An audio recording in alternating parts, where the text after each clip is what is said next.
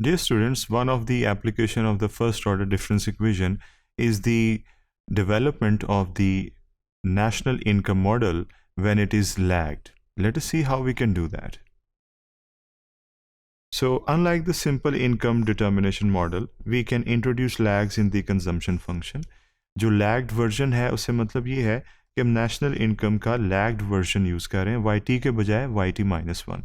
Because in real life what happens is कि जो हमारी लास्ट टाइम पीरियड की इनकम होती है वो हमारे करंट टाइम पीरियड की कंजम्पशन बनती है. एक इंसान पिछले महीने में जो कमाता है वो करंट महीने में कंज्यूम करता है. इससे आप ट्रांसलेट कर सकते हैं पूरी मैक्रो इकोनॉमी पे कि national income of the last year can be use during the current year.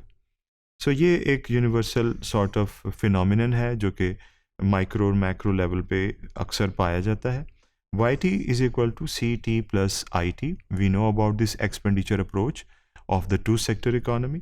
तो यहाँ पर MPC का हमें पता है it is a decimal value of +1. and IT जो है हमने autonomous consider की. ये भी हम मैक्रो इकोनॉमिक्स में पढ़ते हैं कि हमने autonomous consider किया इन्वेस्टमेंट को. अब जब ये वैल्यूज हम सब्सटीट्यूट करेंगे CT और IT की इन दी टू सेक्टर इकोनॉमी इक्वेशन तो उसकी सूरत हाल ये बनेगी. ये C की वैल्यू है, CT की, और IT की वैल्यू ये है.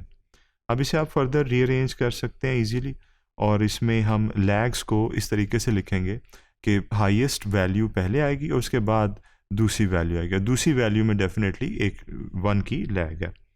सो इस स्टेप में जब हमने अरेंजमेंट कर ली तो आपने देखा YT पहले और फिर उसके बाद लैग्ड वैल्यू. लेकिन हमें पता है कि YT+1 होता है in the standard form of the difference equation, इसलिए हम लीड को इंट्रोड्यूस करवा देते हैं सबस्क्रिप्ट में, यानी कि +1 कर देते हैं.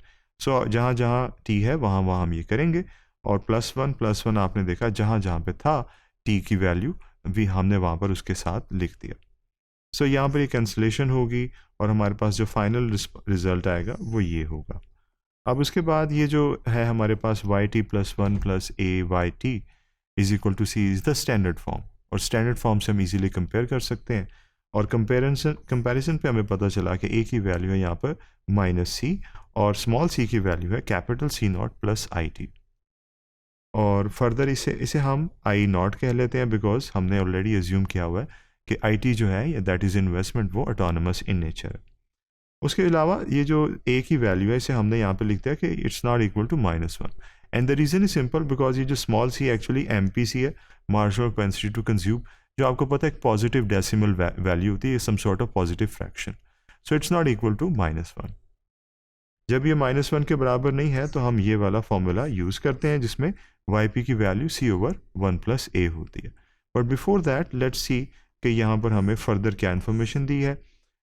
A जो है coefficient of first order difference equation का जो होता है उसकी वैल्यू -C है, और जो कांस्टेंट होता है फर्स्ट ऑर्डर डिफरेंस इक्वेशन में उसकी वैल्यू ये है.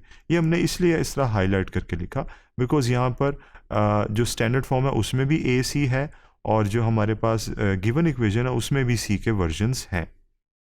सो ओवरलैप को अवॉइड करने के लिए हमने ये किया. ये लाइंस आपको खुद समझ आ जाएंगी बिकॉज हम फॉर्मूले की सिलेक्शन की बात ऑलरेडी कर चुके हैं.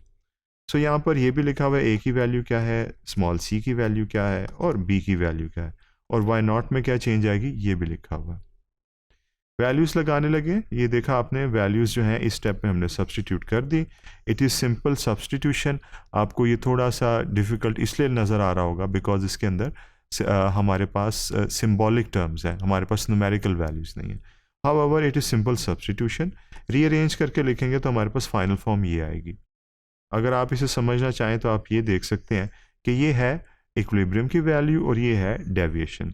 ये है डेविएशन के अंदर कंपोनेंट जो कि एक्सपोनेंशियल नेचर का है, और ये है जो कि डेविएशन की एक्चुअल वैल्यू है प्लस या माइनस के साथ. ये थी वो गिवन डेवलप्ड इक्वेशन जिसे हमने सॉल्व किया. क्योंकि हमें एग्जैक्टली इक्वेशन नहीं दी हुई थी फर्स्ट ऑर्डर डिफरेंस फॉर्म में, हमने उसे डेवलप किया by using the expenditure approach of national income of two sector economy. तो अब हम बात कर लेते हैं डायनामिक स्टेबिलिटी की. वो आपको पता है एक्सपोनेंशियल टर्म पे डिपेंड करता है, और एक्सपोनेंशियल टर्म में जो आपके पास वैल्यू है वो होती है B की, जिसकी बेसिस पे फैसला होता है, और B की वैल्यू है हमारे पास ये जो कि यहाँ पे हमने लिखी हुई है. वो स्मॉल c है जो इकोनॉमिक टर्म्स में MPC होता है, और MPC आपको पता है 0 से 1 के दरमियान में होता है. इट मीन्स कि अगर हम उसकी एब्सोल्यूट वैल्यू देखें तो वो less than zero, less than one नहीं है. There you can see that absolute value जो है वो ज़ीरो से कम नहीं है. इसीलिए हम कह सकते हैं it should be C only. इसे आप सी कर लें, इसे आप एब्सोल्यूट वैल्यू कर लें. तो एब्सोल्यूट वैल्यू को अगर हम देखें तो वो लेस देन वन नहीं है. इसका लेस देन वन है. That is why we have a convergence case. और आपको पता है कि c is less than one and greater than zero. और अगर इसकी एब्सोल्यूट वैल्यू इसकी ओरिजिनल वैल्यू देखें जो कि c है यहाँ पर, वो हमें पता है कि वो लेस देन ज़ीरो नहीं है. It is a positive fraction. तो इसीलिए नॉन ऑस्किलेटरी पैटर्न एग्जिस्ट करेगा. सो आपने देखा understanding the value of c which is actually, अगर आप उसे डिफरेंस इक्वेशन की टर्म्स में देखें तो दैट इज़ b, जो कि -a के बराबर होता है. तो उसकी बेसिस पे हमने डायनामिक स्टेबिलिटी का अंदाज़ा लगाया. ये है वो एक्सप्रेशन जो हम डिफरेंशियल इक्वेशन में भी डेवलप करते थे. yp की वैल्यू लिखते थे, ये yp की वैल्यू इक्विलिब्रियम वैल्यू. और ये है उसमें कन्वर्जेंस, उसमें डेविएशन में एक्सपोनेंशियल फंक्शन है. और ये ओवरऑल या तो पॉजिटिव डेविएशन होगी या नेगेटिव होगी.